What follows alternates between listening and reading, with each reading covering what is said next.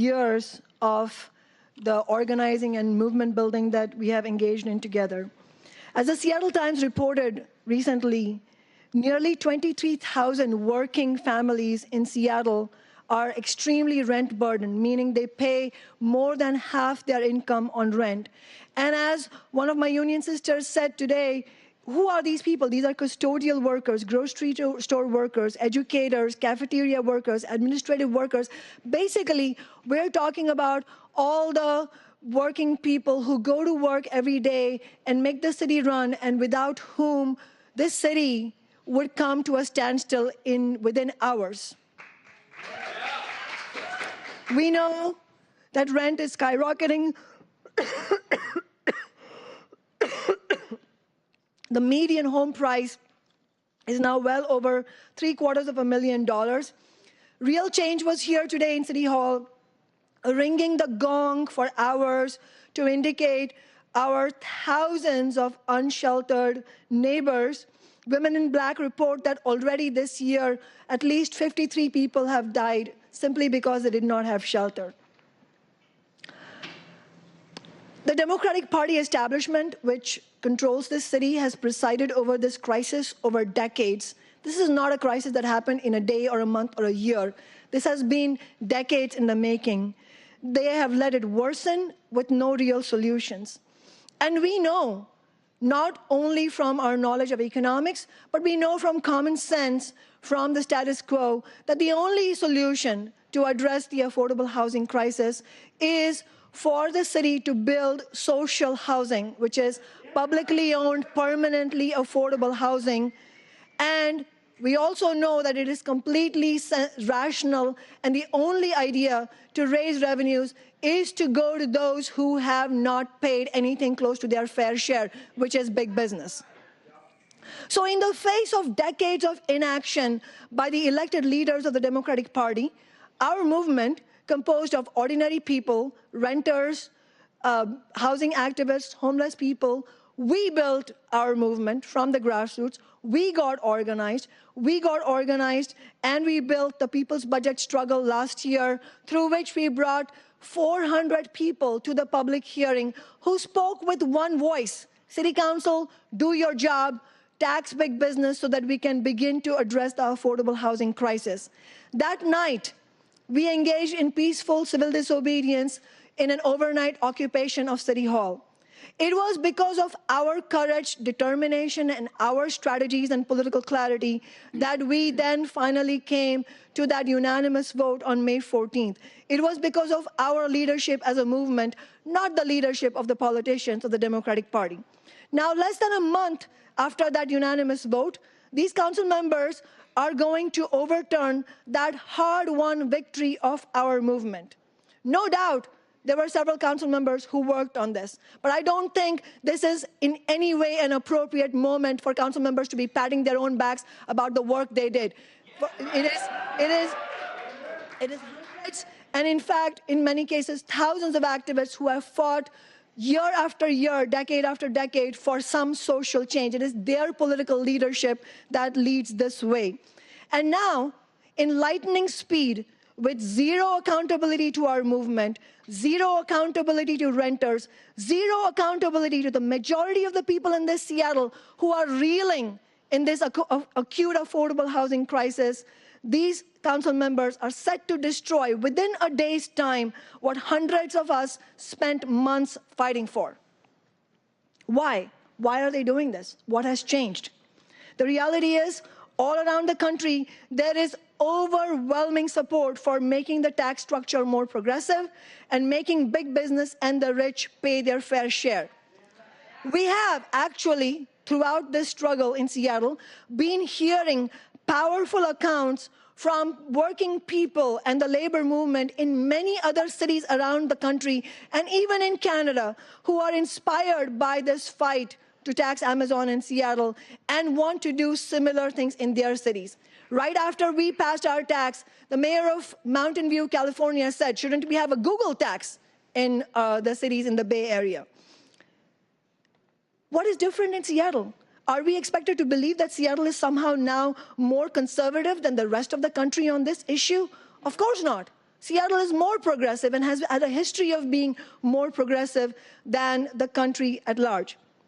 What has happened is there has been a tsunami of propaganda from big business, lies and distortion and misinformation. And yes, it is true, it has had a temporary effect on the public opinion. But I have a news flash for this council. This was never going to be easy. It is no surprise in any way whatsoever that big business has launched a campaign of lies and distortion. This is what they will do. To quote Tim Harris from earlier today, any progressive measure you talk about, you will find big business opposing it.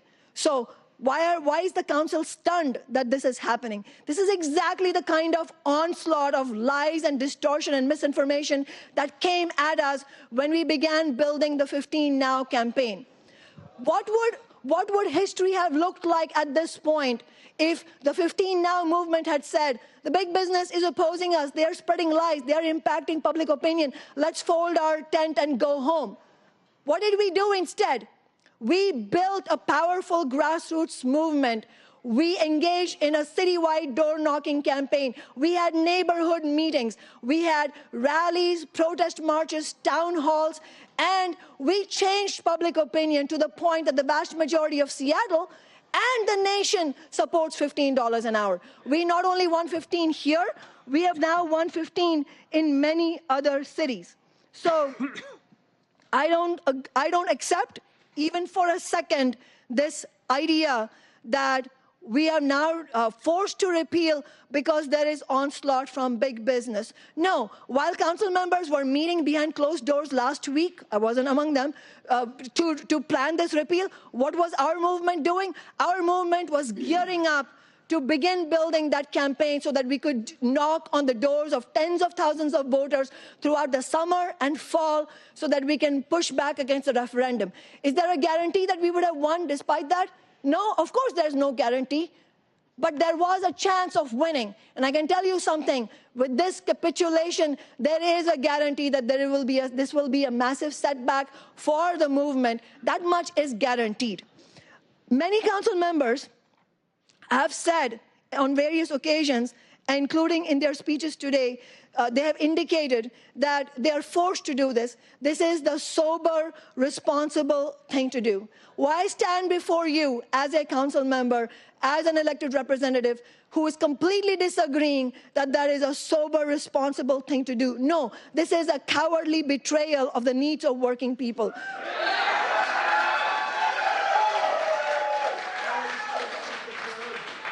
The only sober, responsible thing to do is to stand strong on the Amazon tax today and pour our efforts as elected representatives, stand with the movement, stand with the people, and spend the summer and the fall really changing public opinion, which I know can be done. By walking away from this tax today, this council is forcing upon us the loss of a huge opportunity that our movement had created to finally begin to turn the tide on regressive taxation and the gross underfunding of basic needs like affordable housing. This is, let's call it what it is. It's a capitulation and it's a betrayal. And it's a kowtowing to big business and to corporate politicians like Jenny Durkin and Chris Gregoire. And this is not the first time this has happened. This is exactly the process through which Washington State ended up getting its regressive tax system, through decades of capitulation by Democrats to big business and the Republicans and the right wing, by betraying again and again and again working class people. That is why we should not forget the example of Boeing. Boeing made the same kinds of threats like Amazon and other big businesses are making today. But Boeing did that decade after decade, and the legislature caved to them decade after decade. And the logic was always, well, you can't fight big business, and if they threaten to take away jobs, then we have to accept whatever they want. Boeing executives got everything that they wanted in the name of not taking away jobs. And what did they do? They took the jobs away anyway. And so I think we have to understand that the logic of bending to big business points only in one direction, which is a race to the bottom for the rest of us.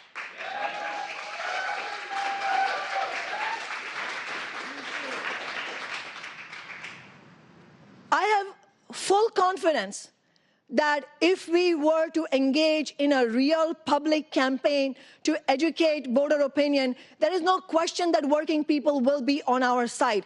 Right now, they have been at the receiving end of a systematic corporate and media campaign where they have been told lies after lies. They've been told this is a tax on jobs. They've been told that this tax will ultimately end up taxing them. They've been told the lies.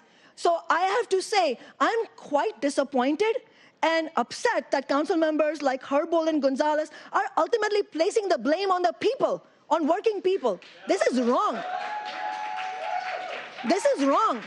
We should not be blaming, elected officials have no business blaming ordinary working people if they don't agree with this tax. It is because of the onslaught of lies that this has happened, and we as working people should have the confidence that we can change the minds of other working people like ourselves. Because stop any random person on the street down there and ask them, do you think Amazon pays its fair share? And they will tell you no. If you ask them, do you think we need affordable housing? They will say yes. Do you think big business should be taxed for that? They will say yes. And where would we have been if we had used this logic of blaming working people? Do you think working people agreed immediately on marriage equality, on gay rights, on trans rights, on $15 an hour? No. We engaged in a conversation with them to bring everyone together. Only weeks ago, Ireland, which has been dominated for decades by the Catholic Church, just engaged in a public referendum which, with flying colors, rejected abortion restrictions and voted for abortion rights.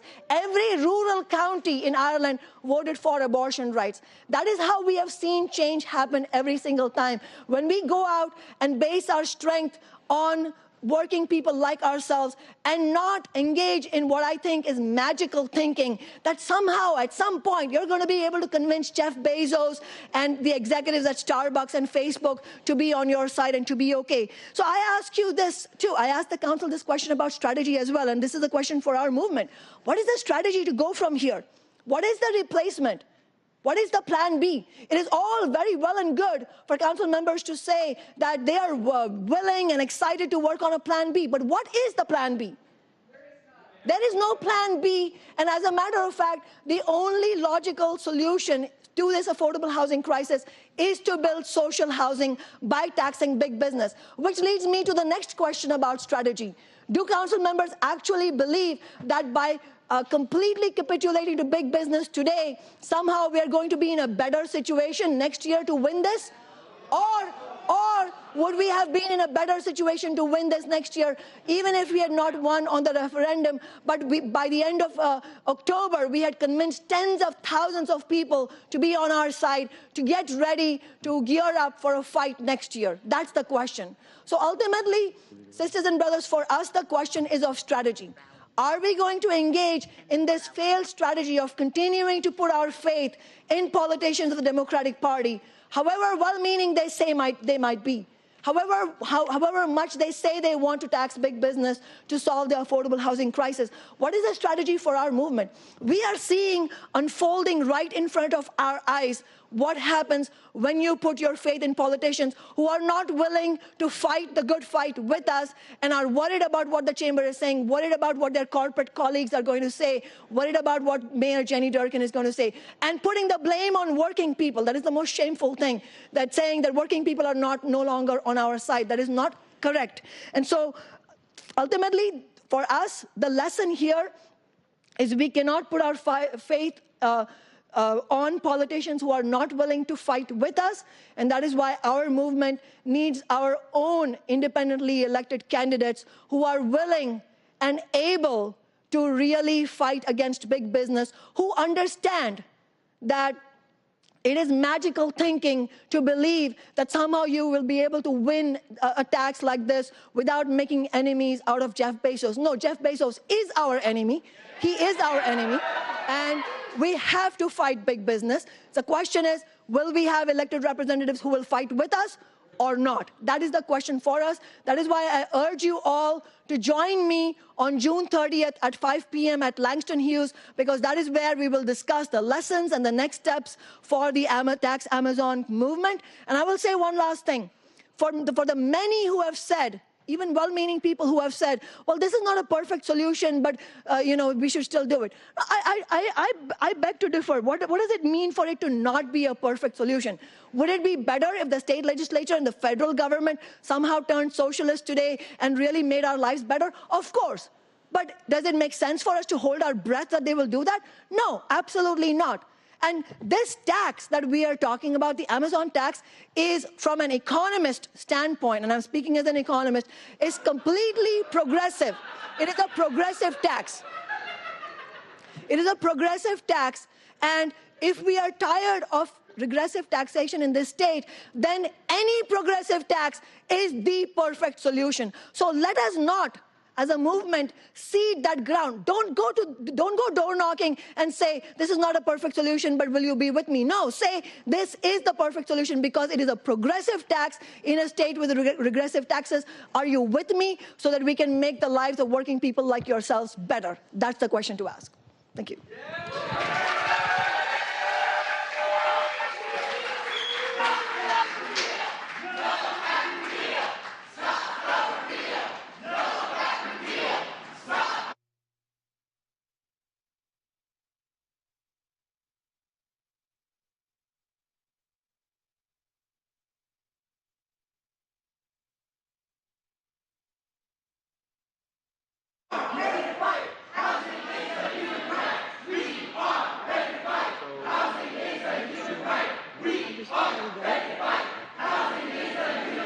I'm going to ask my colleagues to try to hear what I'm saying. Try to ask to hear what I'm saying. It's been moved and seconded. It has been moved and seconded. The passage of the bill. You can hear me, they can hear me. That's all I can do. I can't.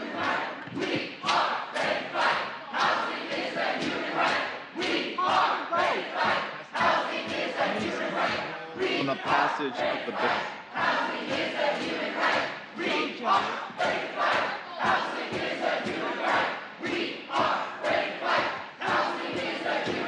Aye. Aye.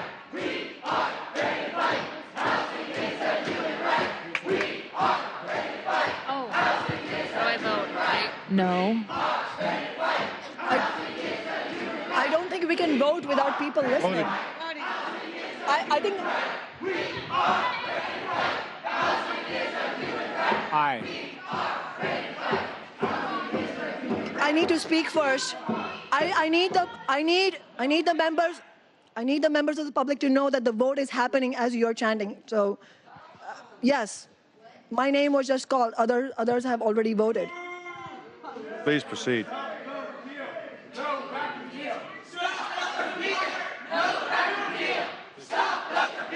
Are you going to go? I don't know how I can do this. Wait. Beg, Shaw? No. No. Confusing the vote. I'll come back. Gonzalez? She already voted. Mr. President, there's members of the press who would like to sit at the table here. Restore order. But if people can still hear me. I vote yes to repeal. Mr. President, I just want to note that there are some members of the press who were trying to make sure that they could hear. So you had offered the table here. I'm wondering if you might make the exception so that the press can. Not at this point. Okay. Thank you for the suggestion. I just want everybody to know the vote is happening. So my please name has been proceed called and I with haven't the voted vote. yet, but I can't vote without the public actually being engaged on this. Mr. President, do you mind redoing the vote? Where I left off? What? That's the only vote I have Come left. back to it.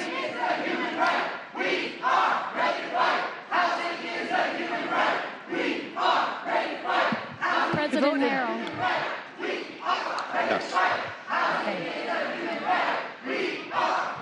So everyone voted except Councilmember Sawant. Did everybody vote except Councilmember Sawant? I'm sorry?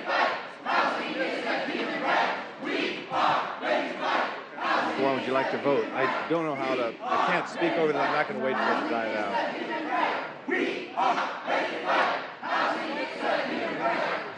Jeff. Let me try. Excuse me. So the vote. Adjourn the meeting. Adjourn the meeting. Yeah, just adjourn. 1, 2, 3. Thank you. Thank you. We hear you.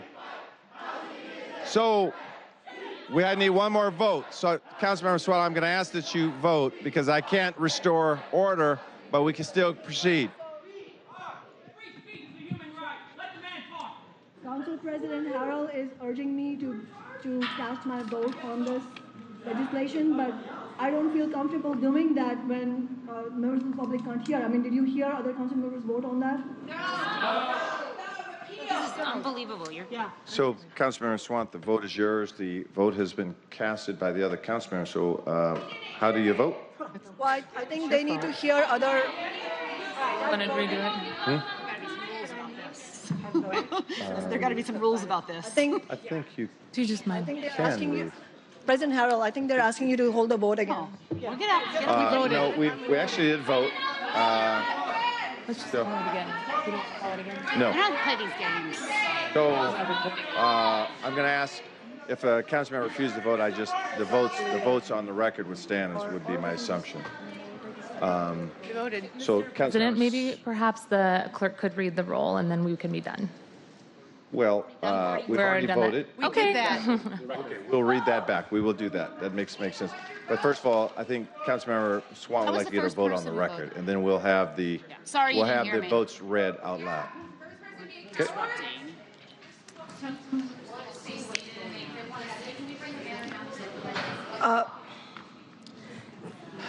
Councilmember Sawant.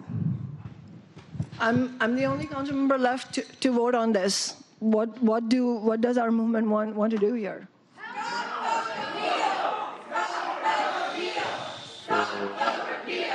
I will register the no vote. You can register both now. I think it's a no vote. Yeah. So she voted no. She voted no. Record the no. No.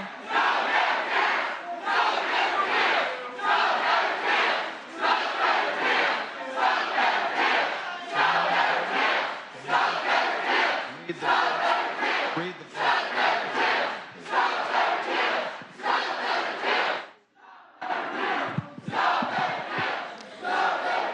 Herbold, vote for aye. Johnson, vote for aye. Juarez, vote for aye. Mosqueda, vote for nay. O'Brien, vote for aye.